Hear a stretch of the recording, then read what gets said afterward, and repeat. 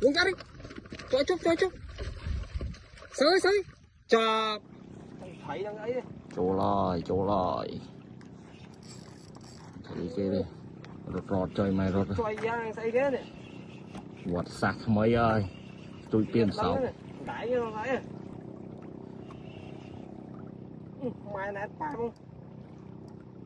Học tiết đủ chỗ đòn chỉnh bái à.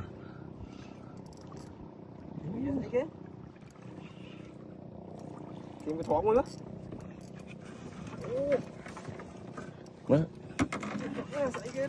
Đã tật. Cái bãi xuống không? Đã tật. Đã tật.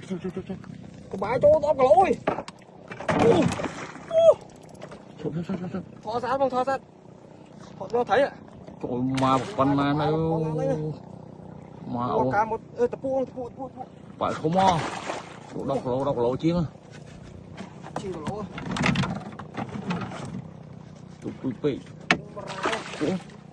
Ủa trời mà được xa lẹ. Viên sáu mà trời mà rai à. Ta lôi. Con dạ anh ơi. Máu đâu.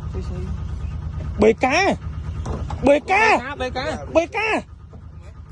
thùng. Nửa cháu nữa. Trời má BK không. Thấy là chưa ra cả đá tấn. BK là BK mà bạn. Anh tôi nói sao? Cái gì? Tôi chơi phone anh. Ôi để cho đi. Rồi tinh khảo bây giờ đó.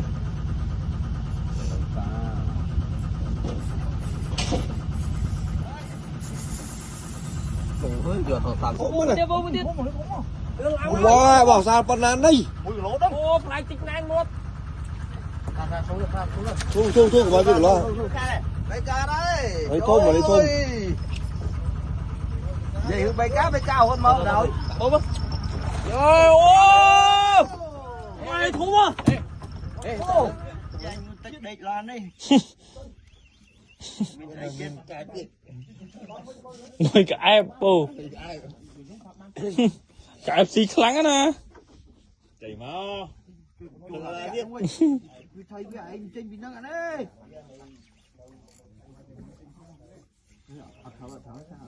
Mê tha áo rồi.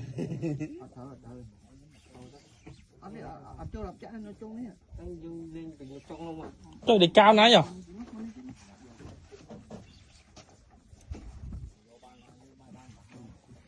Nồi lột ạ. Đi cao.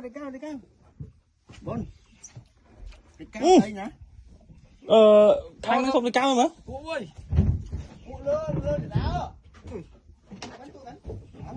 Sốt nó. Nó 140. Rồi cái chân cha. Cho.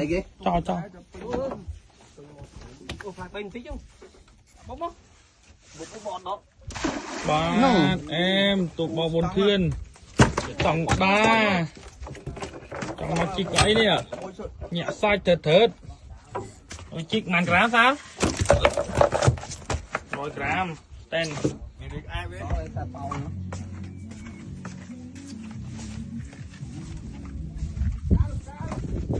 Đó. Rồi chân không mấy nha bạn. Đi chân cha đấy. Ố để sao ố thôi đấy. Chân không mấy chân cha mà chân không mấy nha. Và chân cha ấy. Chân cha. Mặt sao? Rồi bạn. Cây nên đồng ý. Đi. Ngoài đi đồng ý bạn đi. Giúp một cây chân cha cho mà đi mà chân không mấy chân cha đã thông mà. Không.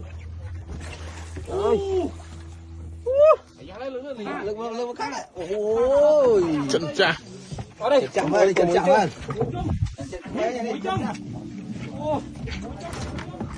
Ê, đây lượm vào cái này. Sao? Hello.